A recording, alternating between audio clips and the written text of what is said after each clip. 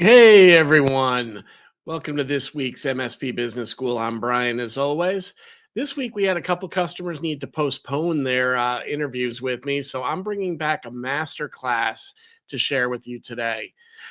Today's episode is going to be all about building a fractional VCIO department, and I hope you enjoy. Let's get to it.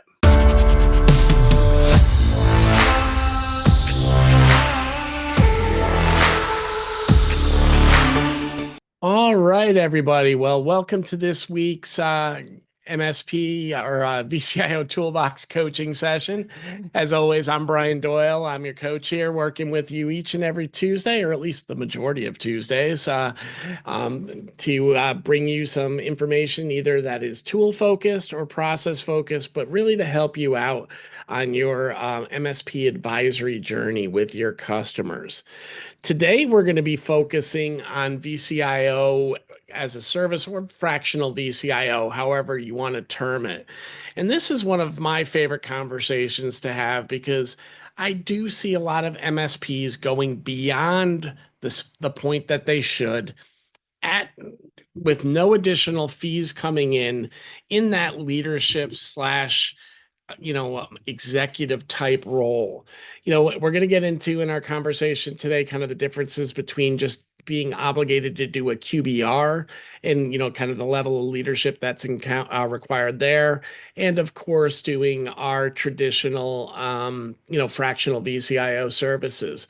So today we're really going to break down kind of what the role is going to entail, how you're going to interact with the customer within that role. And then I'm going to share with you the packages that we used to deliver back when I was a fractional VCIO. For those of you that don't know, I spent, 17 years in the MSP space, the majority of them as an MSP owner. We ran our traditional MSP services as well as operating some regional data centers. So, compliance and that side of the story was always a big part of our conversations. And then ultimately, when I came out of that, like most things, you end up with a little bit of non-compete time, and that allowed me to really explore fractional VCIO as a service. So in parallel to building VCIO Toolbox, we built VCIO as a service programs.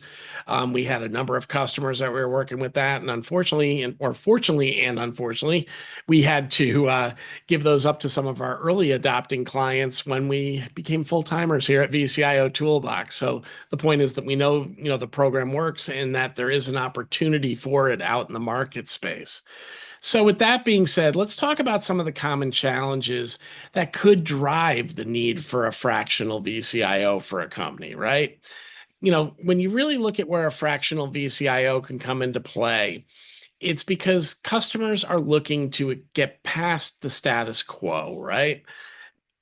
They want to innovate within their business. They want to make sure that they're adhering to the security requirements that are out there. Obviously, almost every business, and you guys hear me preach about this probably in some way, shape, or form every Tuesday, but they want to get better business results. And how is technology going to help them get there? And they generally have a skills gap in their life as well. They don't have a true CIO on staff many times, at least the clients that we serve commonly in the SMB marketplace as MSPs.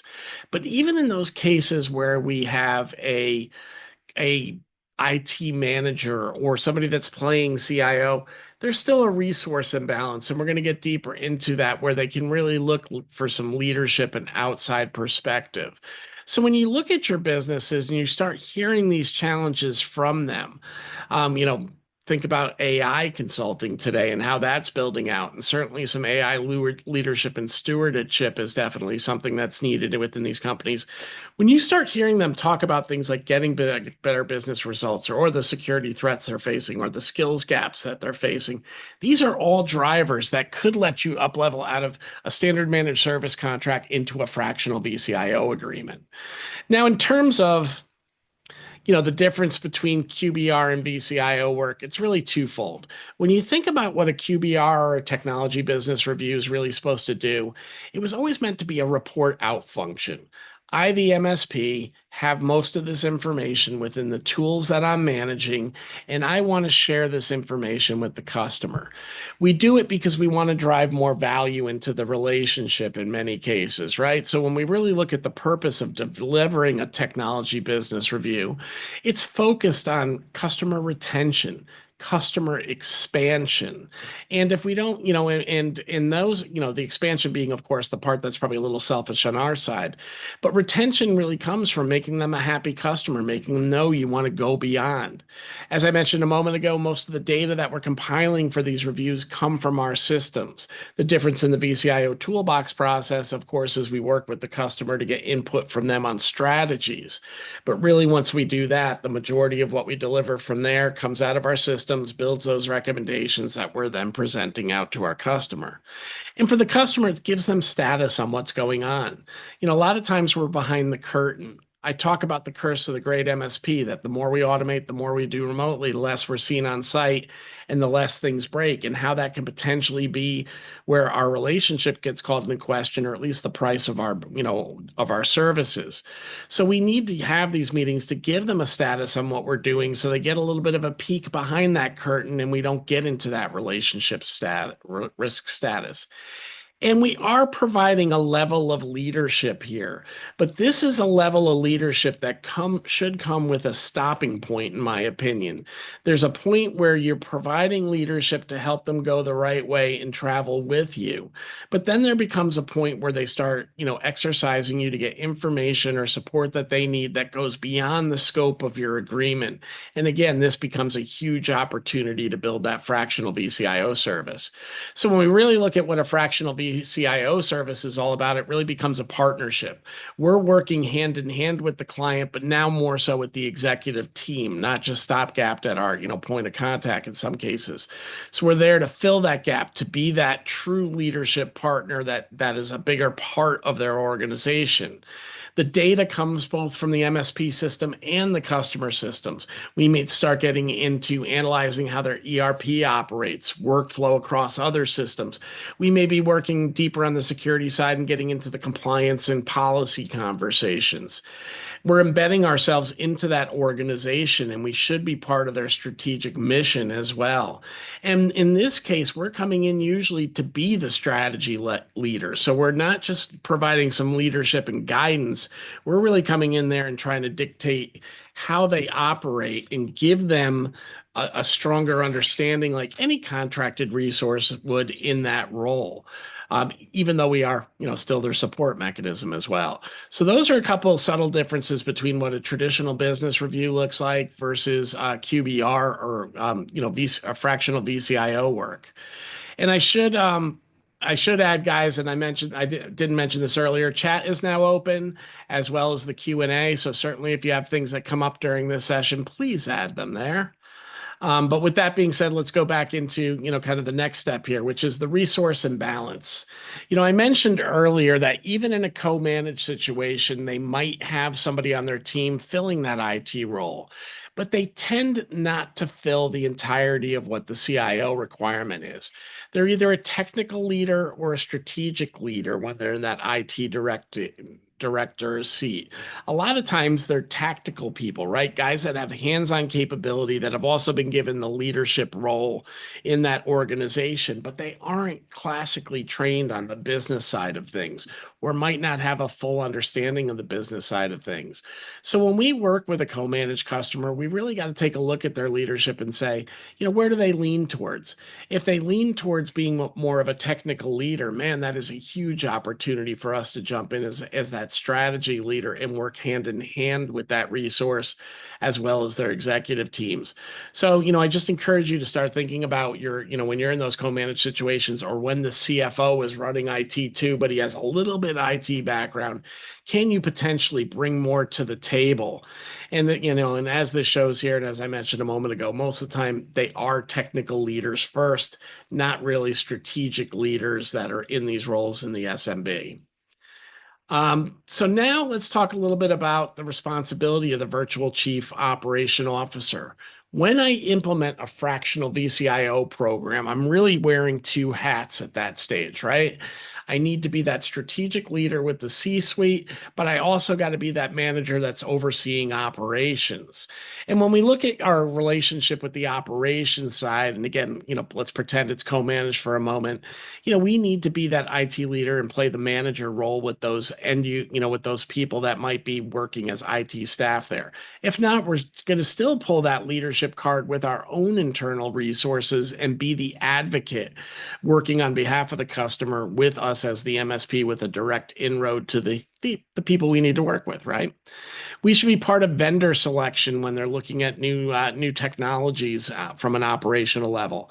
We could be taking on the role of performance reporting. Again, if I'm in a co-managed situation, one of the biggest disadvantages a lot of those technical resources have is their reporting and their annual reviews are conducted by people that really have no idea what it is that they do. And we can fill that gap in a fractional role. And of course, we're going to provide some coaching to their team as well. Over on the strategy side, now we're working with the C-suite to make sure that we got a good concrete strategy plan as it relates to technology, that what we're putting into that strategic plan aligns to the needs of the business, and that we're building that technology roadmap so they've got that view forward into the budget and forecasts. All core tenants, as you know, inside of VCIO Toolbox. And of course, we're going to do those infrastructure, or if we're engaged even at the VCISO level, those compliance reviews as part of it. So you can see there's a happy balance when we take on this leadership role as a fractional VCIO that we can really do across the organization.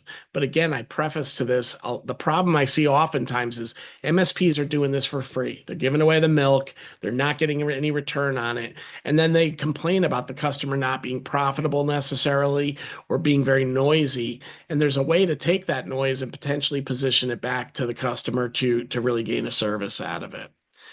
Now, what is the VCIO mindset?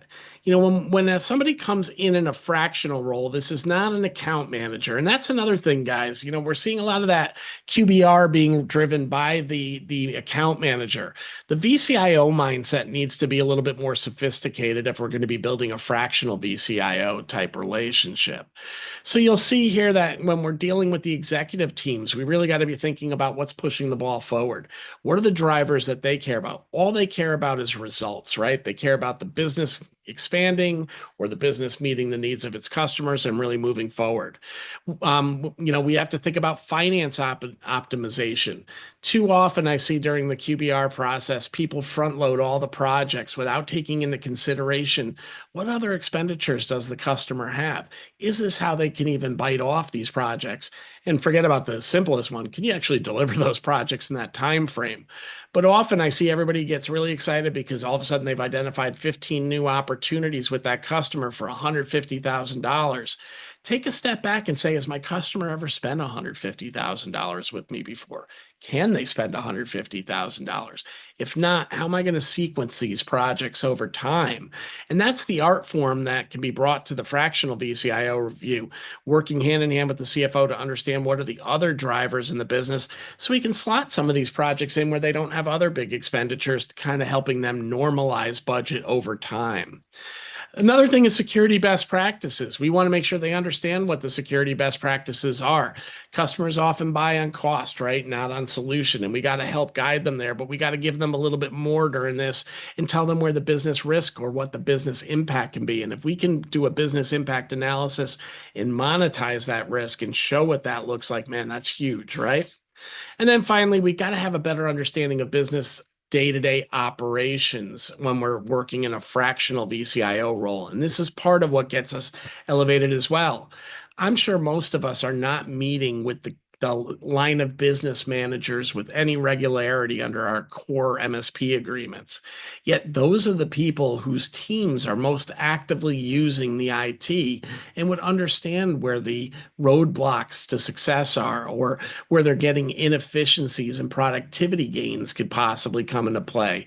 So in our mindset, we got to be thinking about all these things if we're going to bring a fractional VCIO service to life with our customers. And if your resource doesn't have those capabilities, make sure that they've got a team behind them to help drive those capabilities as well.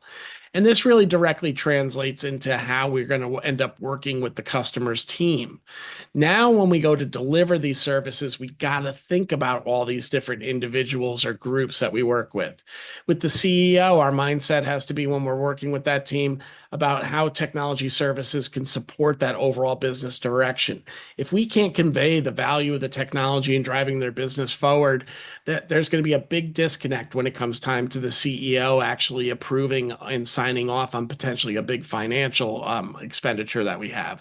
So we really need to work with the CEO and understand what their objectives are so we can then direct them to those objectives. With the CFOs, it's building that long-term strategic plan. CFOs hate gotchas, right? And we have a lot of 11th hour firefights because we're not getting things like refresh schedules that are 2 years in advance out in front of our CFOs to the last minute. So we really want to build a long-term strategic plan and understand what their budget and priorities are too. We may have a refresh scheduled for the same year that they have to buy, let's say they're a manufacturer and they have to buy all new CNC machines or something like that. Well, that's something they might not be able to bite off on both ways. And we have to work with them and understand that so we can get the priorities in alignment. If there is a co-managed situation and we're working with their IT teams, this is where we really need to understand the vendor relationships, manage vendor risk, and really understand where they're bringing value and functionality, and then work with those end user or with the staff themselves, making sure they're getting the professional development and training that they require in their roles, and that they're not falling into any areas of complacency where they might be kind of brushing off some of the issues that can become larger scale problems with the customer as well. So we really got to dig in with those teams. Line of business managers, I've talked about that. We really want to understand how they're using that technology. And certainly we want to have a pulse on the end user community as well. These are who the services are often delivered for. Their entire jobs could be spending the entire day in front of a screen, inputting data. And if they are the ones that are going to have the best input into where things work and do not work. So there's a lot of key stakeholders within the organization we got to work with, and hopefully this gives you a sense of doing that. Now, from here, I'm going to transition into how to build your programs that are associated with it.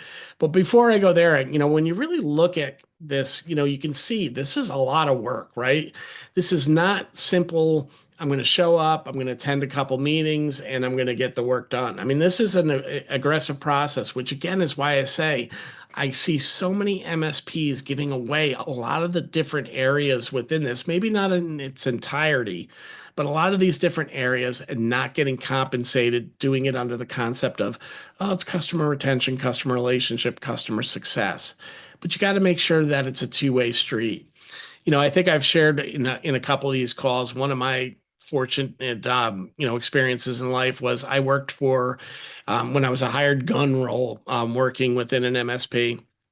I worked for a mid-market to enterprise MSP, and we worked with a group down in Orlando. You might be familiar with them. They were the House of the Mouse.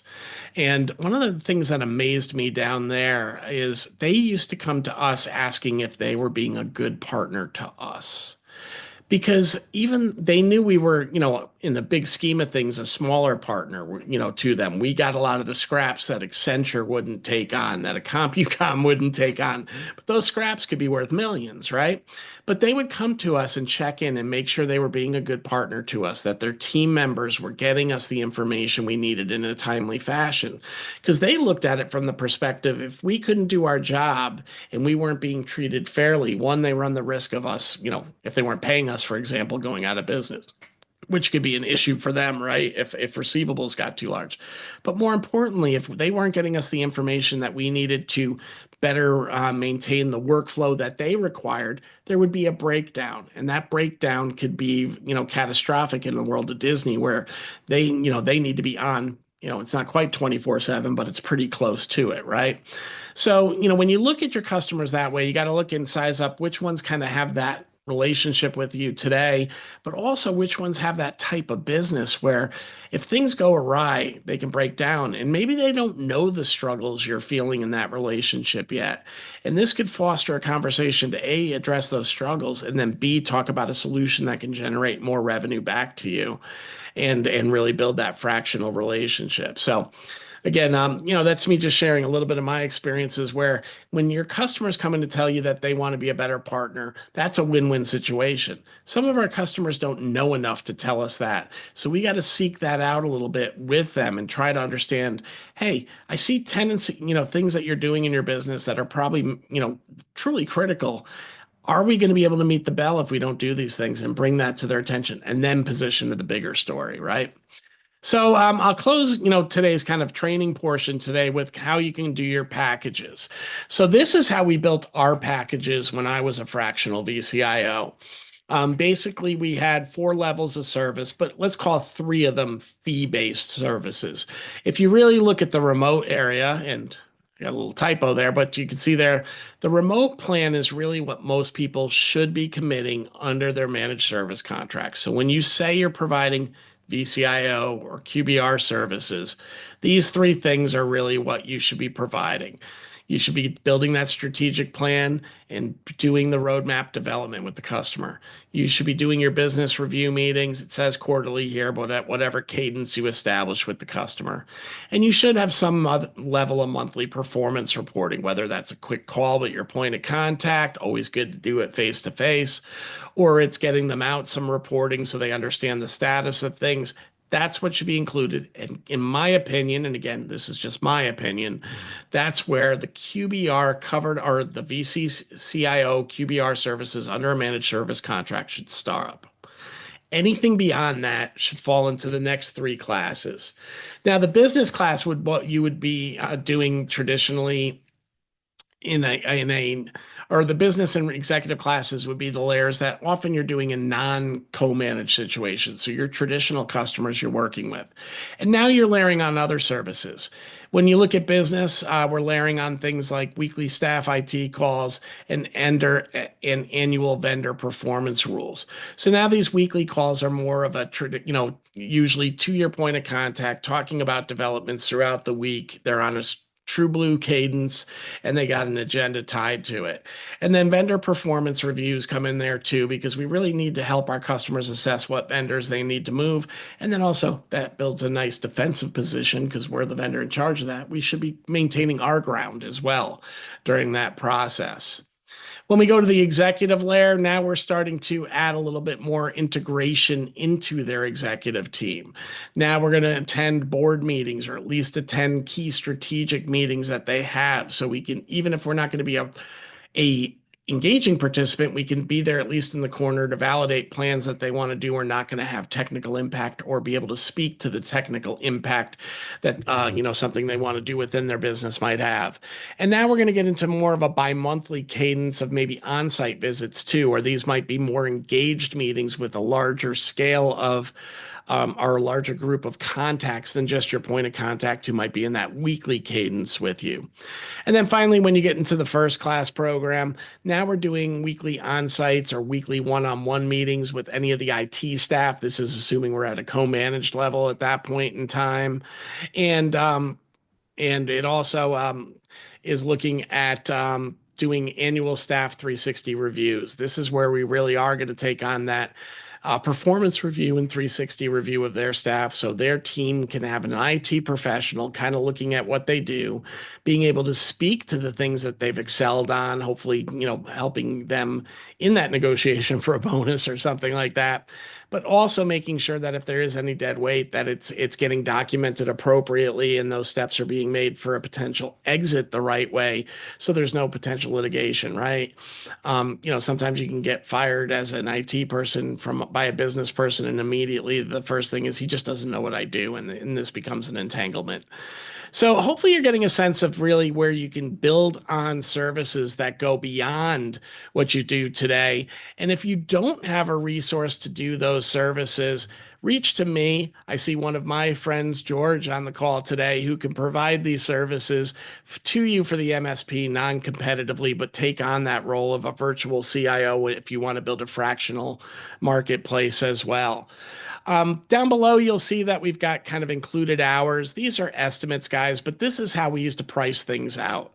So again, on that remote, standpoint, we were thinking about doing, doing kind of a 100 hours a year in that standard role. That's probably an overestimation, but that was really kind of making sure that we didn't go beyond that. But when you start getting to these other three levels, this is how you can really price it out. And depending on where you are regionally in America, I sit right between New York and Boston. So, prices tend to be a little bit inflated here. We know we can get anywhere from $250 to $300 an hour sometimes for fractional VCIO. So if you're building a more recurring plan, look at those 16, 24, 40 hours and then use those numbers to come out with what your monthly fee might be. If you're in a, lower cost region, Midwest, somewhere else where the cost of living is much lower, then adjust your numbers accordingly. And if you don't think it's going to take that much time for these services, I just want to say don't be wary of underestimating it. If you do need to pull back off, dollars from this scope to make it palatable for the customer, pull back scope in the same process as well. Reduce the responsibilities, reduce the frequencies, because while you might think you can get away with less, the work will pile up in a fractional VCIO. They will lean on you once it's fully established accordingly. So with that, folks, I open up the floor for any questions or comments that you might have. Certainly, if you have any direct questions that you want to share with me, feel free to do so at bdoyle at VCIO Toolbox. This recording will be made available in the university, as it always is, within 48 hours of this session. So if you want to give it another look, it'll be available to you there. And, and certainly if you have any other questions, I'm opening up the floor right now for a true Ask Me Anything. But in the meantime, we're heading into the summer period now. Just keep in the back of your mind that we will be reducing the amount of our meetings during the months of July and August, as we do each summer, just to kind of accommodate everybody's vacation schedules.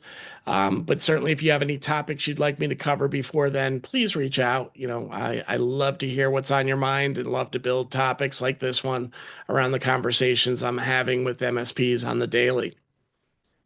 So with that said, I've got no questions in the queue. I will let you guys have a few minutes back in your day, and thank you very much for attending this week. I'll see you again next Tuesday. Take care, everyone.